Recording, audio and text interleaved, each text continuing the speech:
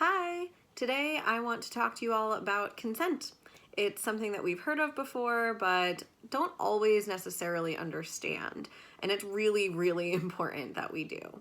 So really our basic general definition of consent is it's agreeing to do something or giving permission to do something because you want to, not for any other reason. It is willingly given, freely given, and enthusiastically given. Enthusiasm is so important because it's what tells us that someone really wants what's happening. And we can see that through their body language, through their facial expressions, their tone of voice. And if you're ever unsure or you feel like you're getting mixed signals, the answer is probably no. So it's best to just stop in that moment, or you can just simply ask.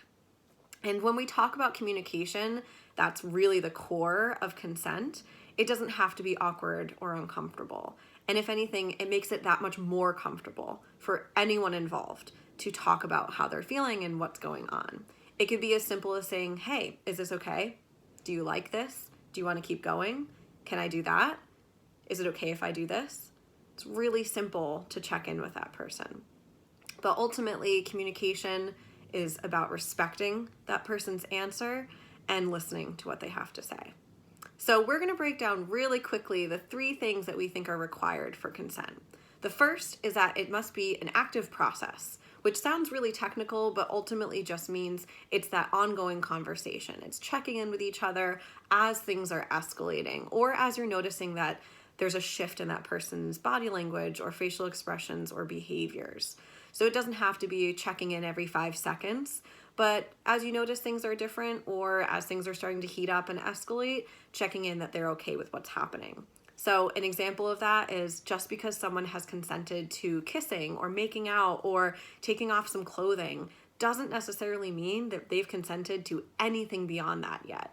So just checking in as those things are starting to escalate and move forward, and not assuming that something is okay to do until you've kind of talked about it or get the okay from that person.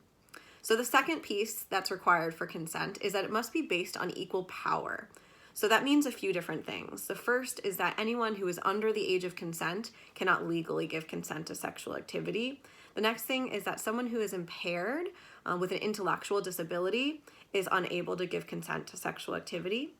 Another thing it means is someone who's in a position of power or authority over another individual cannot engage in sexual activity with that individual. And the last thing it means is if someone is impaired by alcohol or other drugs, then they cannot give consent while they're in that state of impairment. And I know that last one can get really tricky. It's a very gray area when we talk about sexual activity and there's alcohol or drugs involved.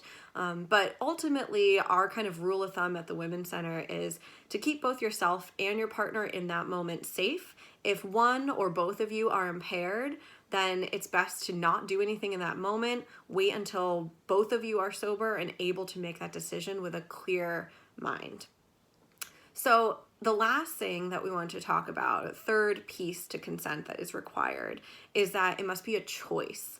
And that sounds really obvious, but it's probably the most important one.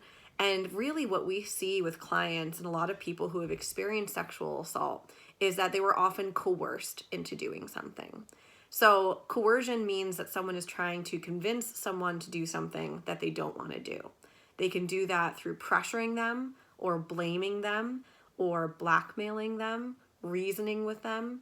There's a lot of ways that someone can manipulate somebody into feeling like they have to do something or owe that person something that they ultimately don't actually want to do.